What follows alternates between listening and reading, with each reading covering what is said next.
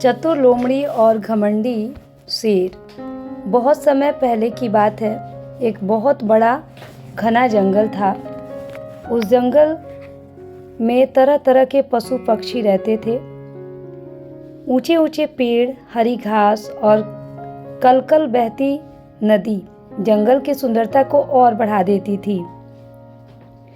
सभी जानवर घुल मिलकर अपना जीवन बिताते थे।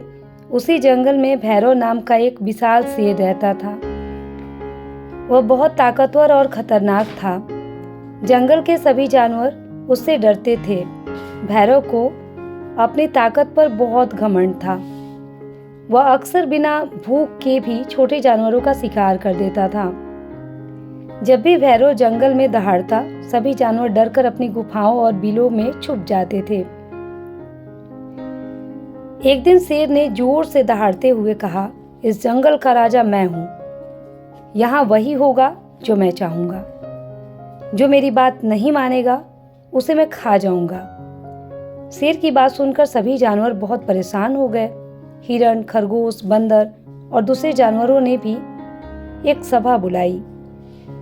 बूढ़े हिरण ने कहा, अगर शेर इसी तरह हमारा शिकार करता रहा तो एक दिन जंगल में कोई जानवर नहीं बचेगा।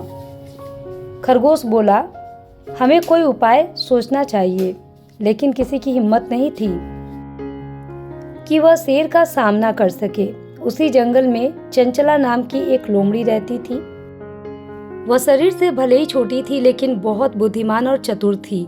जंगल के जानवर अक्सर अपनी समस्याएं लेकर उसके पास आते थे। चंचला ने सभी की बातें ध्यान से सुनी और मुस्कुराकर बोली, ताकत से बड़ी बुद्धि होती है। हम शेर को ताकत से नहीं हरा सकते, लेकिन अपनी बुद्धि से उसे सबक जरूर सिखा सकते हैं। लेकिन कैसे? खरगोश ने पूछा। लोमड़ी बोली, यह काम मुझ पर छोड़ दो। अगली सुबह चंचला जानबूझकर शेर की गुफा की ओर चल पड़ी। जैसे ही वह गुफा के पास पहुंची, शेर ने उसे देख लिया। शेर जोर से दहाड़ा, लोमड़ी, तुम्हारी इतनी हिम्मत कि तुम मेरे सामने आ गई। आज मैं तुम्हें खा जाऊंगा। चंचला ने डरने का नाटक किया और बोली, महाराज, आप मुझे खा सकते हैं, लेकिन मरने से पहले मैं आपको एक बहुत जरूरी बात बताना चाहती हूँ। शेर ने पूछा, क्या बात है? लोमड़ी धीरे से बोली, महाराज, जंगल में एक दूसरा शेर आ गया है। क्या? भैरव गुस्से से दहाड़ा। हाँ महाराज, लोमड़ी बोली, वह कहता है कि अब वही इस जंगल का राजा है। उसने तो आपके बारे में बहुत बुरी बातें भी कही हैं।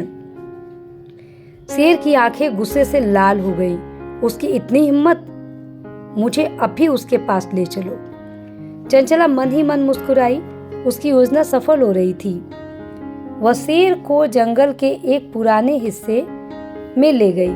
वहां एक बहुत गहरा कुआं था। कुएं का पानी बिल्कुल साफ था। लोमड़ी कुएं के पास रुक गई। शेर ने पूछा, वहां है वह दूसरा शेर? लोमड़ी ने कुएं की ओर इशारा करते हुए कहा, महाराज, वह इसी के अंदर छिपा हुआ है। मुझे देखते ही अंदर चला गया। शेर तुरंत कुएं के पास पहुंचा और नीचे झांकने लगा। साफ पानी में उसे अपनी परछाई दिखाई दी। शेर ने सोचा, सचमुच कुएं के अंदर दूसरा शेर है। वह जोर से दहाड़ा। कुएं से उसकी दहाड़ की गूंज वापस आई। भैरव को लगा दूसरा शेर भी उसे चुनौती दे रहा है। बाहर निकल, भैरव चिल्लाया। कुएं से आवाज आई, बाहर निकल। अब शेर का गुस्सा सातवें आसमान पे पहुंच गया। लोमड़ी पीछे खड़ी होकर बोली, महाराज देखिए, वह कितना घमंडी है। वह आपकी हर बात का जवाब दे रहा है। शेर ने गुस्से में कहा, आज मैं इसे जीवित नहीं छोड़ूंगा। इतना कहकर भैरव ने कुएं के अंदर छलांग लगा दी। छपाक! शेर सीधे गहरे पानी में जा गिरा। कुआं बहुत गहरा था। शेर ने बाहर निकलने की बहुत कोशिश की, लेकिन कुएं की दीवारें चिकनी थी। वह हर बार ऊपर चढ़ने की कोशिश करता और फिर पानी में गिर जाता।